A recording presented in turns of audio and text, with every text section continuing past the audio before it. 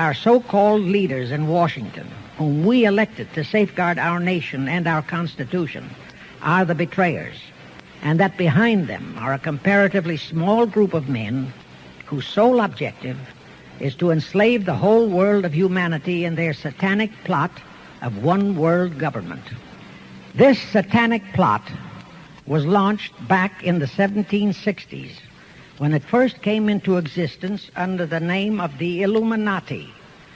This Illuminati was organized by one Adam Weishaupt, born a Jew, who was converted to Catholicism and became a Catholic priest, and then, at the behest of the then newly organized House of Rothschild, defected and organized the Illuminati. Naturally, the Rothschilds financed that operation. And every war since then, beginning with the French Revolution, has been promoted by the Illuminati, operating under various names and guises. I say under various names and guises because after the Illuminati was exposed and became too notorious, Weishaupt and his co-conspirators began to operate under various other names. In the United States, immediately after World War I, they set up what they called the Council on Foreign Relations, commonly referred to as the CFR. And this CFR is actually the Illuminati in the United States. And its hierarchy, the masterminds in control of the CFR, to a very great extent are the descendants of the original Illuminati conspirators. But to conceal that fact, most of them changed their original family names to American-sounding names. For example, the true name of the Dillons, Clarence and Douglas Dillon, once Secretary of the U.S. Treasury Department, is Lepowski. This is Frankfurt, Germany. 50 years after the Bank of England opened its doors, a goldsmith named Amschel Moses Bauer opened a coin shop, a counting house, in 1743. And over the door, he placed a sign depicting a Roman eagle on a red shield. The shop became known as the Red Shield Firm, or in German, Rothschild. When his son, Amschel Meyer Bauer, inherited the business, he decided to change his name to Rothschild. Amschel soon learned that loaning money to governments and kings was more profitable than loaning to private individuals. Not only were the loans bigger, but they were secured by the nation's taxes. Mayer Rothschild had 5 sons. He trained them all in the skills of money creation, then sent them out to the major capitals of Europe to open branch offices of the family banking business. His first son, Amschel Meyer, stayed in Frankfurt to mind the hometown bank. His second son, Solomon, was sent to Vienna. His third son, Nathan, was clearly the most clever. He was sent to London at age 21 in 1798, 100 years after the founding of the Bank of England. His fourth son, Karl, went to Naples, and his fifth son, Jacob, went to Paris. In 1785, Mayer Amschel moved his entire family to this larger house, a 5-story dwelling he shared with the Schiff family. This house was known as the Green Shield. The Rothschilds and the Schiffs would play a central role in the rest of European financial history and in that of the United States. The Rothschilds broke into dealings with European royalty here at Wilhelmshof, the palace of the wealthiest man in Germany, in fact, the wealthiest monarch in all Europe, Prince William of Hesse-Kassel. At first, the Rothschilds were only helping William speculate in precious coins. But when Napoleon chased Prince William into exile, he sent 550,000 pounds, a gigantic sum at that time, to Nathan Rothschild in London with instructions for him to buy consols, British government bonds, also called government stock. But Rothschild used the money for his own purposes. With Napoleon on the loose, the opportunities of wartime investments were nearly limitless. William returned here sometime prior to the Battle of Waterloo in 1815. He summoned Rothschild and demanded his money back.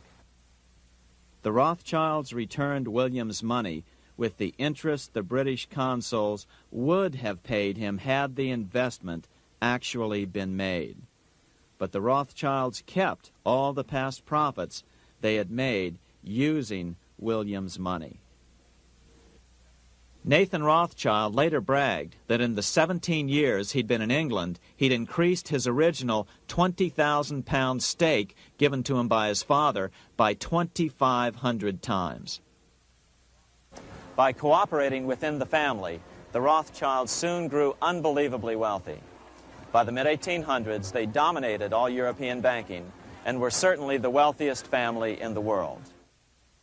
They financed Cecil Rhodes, making it possible for him to establish a monopoly over the diamond and gold fields of South Africa.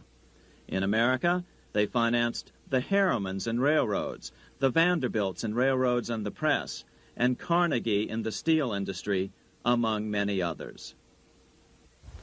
In fact, during World War I, J.P. Morgan was thought to be the richest man in America. But after his death, it was discovered that he was actually only a lieutenant of the Rothschilds. Once Morgan's will was made public, it was discovered that he owned only 19% of J.P. Morgan companies. By 1850, James Rothschild, the heir of the French branch of the family, was said to be worth 600 million French francs, 150 million more than all the other bankers in France put together. He built this mansion called Ferrier, just east of Paris. Wilhelm I, on seeing it, exclaimed, "Kings couldn't afford this. It could only belong to a Rothschild." Another 19th century French commentator put it this way: "There is but one power in Europe, and that is Rothschild." There is no evidence that their predominant standing in European or world finance has changed. There is a similar establishment of the Illuminati in England, operating under the name of the British Institute of International Affairs. There are similar secret Illuminati organizations in France, Germany, and other nations operating under different names.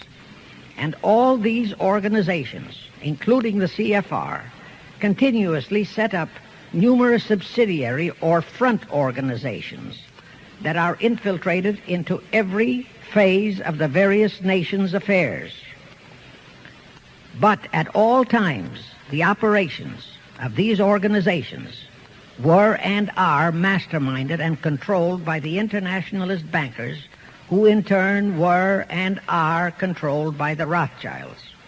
As revealed in News Bulletin number 122, one branch of the Rothschild family had financed Napoleon. Another branch of the Rothschilds, both branches the real masterminds of the Illuminati, financed Britain, Germany, and the other nations in the Napoleonic Wars. Immediately after the Napoleonic Wars, the Illuminati assumed that all the nations were so destitute and so weary of wars that they'd be glad for any solution. So the Rothschild stooges set up what they called the Congress in Vienna, and at that meeting they tried to create the first League of Nations, their first attempted one world government, on the theory that all the crowned heads of the European governments were so deeply in debt to them that they would willingly or unwillingly serve as their stooges. But the Tsar of Russia caught the stench of the plot and completely torpedoed it. The enraged Nathan Rothschild, then the head of that dynasty, vowed that someday he or his descendants would destroy the Tsar and his entire family. And his descendants did accomplish that very threat in 1917. The Illuminati operates on the very long-range basis. Whether it will take scores of years or even centuries, they have dedicated their descendants to keep the plot boiling until they hope the conspiracy is achieved.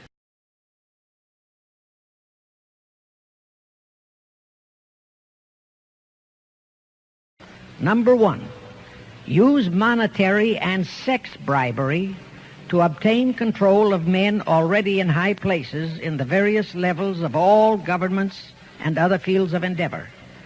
Once influential persons had fallen for the lies, deceits, and temptations of the Illuminati, they were to be held in bondage by application of political and other forms of blackmail, threats of financial ruin, public exposure and physical harm, even death, to themselves and loved members of their families. Do you realize how many present top officials in our federal government in Washington are controlled in just that way by the CFR?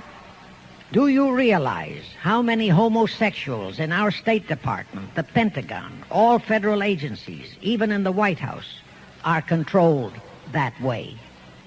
Number two, Illuminati on the faculties of colleges and universities were to cultivate students possessing exceptional mental ability belonging to well-bred families with international leanings and recommend them for special training in internationalism. Such training was to be provided by granting scholarships to those selected by the Illuminists. That gives you an idea what a Rhodes Scholarship means. It means indoctrination into accepting the idea that only a one-world government can put an end to recurring wars and strife. That's how the United Nations was sold to the American people. All such scholars were to be first persuaded and then convinced that men of special talent and brains have the right to rule those less gifted on the ground that the masses don't know what is best for them physically, mentally, and spiritually. In addition to the Rhodes and similar scholarships, today there are 3 special Illuminati schools located in Gordonstown in Scotland, Salem in Germany, and Anavrita in Greece. These 3 are known ones, but there are others that are kept undercover. Prince Philip, the husband of Britain's Queen Elizabeth, was educated at Gordonstown at the instigation of Lord Louis Mountbatten, his uncle, a Rothschild relative who became Britain's admiral of the fleet after World War II ended. Number 3, all influential people trapped into coming under the control of the Illuminati, plus the students who had been specially educated and trained, were to be used as agents and placed behind the scenes of all governments as experts and specialists, so they would advise the top executives to adopt policies which would, in the long run, serve the secret plans of the Illuminati one-world conspiracy and bring about the destruction of the governments and religions they were elected or appointed to serve. Number 4, perhaps the most vital directive in Weishaupt's plan was to obtain absolute control of the press, at that time the only mass communications media, to distribute information to the public, so that all news and information could be slanted, so that the masses could be convinced that a one-world government is the only solution to our many and varied problems. Now, do you know who owns and controls our mass communications media? I'll tell you, practically all the movie lots in Hollywood is owned by the Lehmans, Kuhn Loeb and Company, Goldman Sachs, and other internationalist bankers. All the national radio and TV channels in the nation are owned and controlled by those same internationalist bankers. The same is true of every chain of metropolitan newspapers and magazines, also of the press wire services, such as Associated Press, United Press International, etc. The supposed heads of all those media are merely the fronts for the internationalist bankers, who in turn compose the hierarchy of the CFR, today's Illuminati in America. Now can you understand why the Pentagon's press agent Sylvester so brazenly proclaimed that the government has the right to lie to the people? What he really meant was that our CFR-controlled government had the power to lie to and be believed by the brainwashed American people. You were both in Skull and Bones, the secret society. It's so secret we can't talk about it. What does that mean for America? The conspiracy theorists are going to go I'm wild. sure they are. I don't know. I haven't seen the website. Number 322. Damn, all right.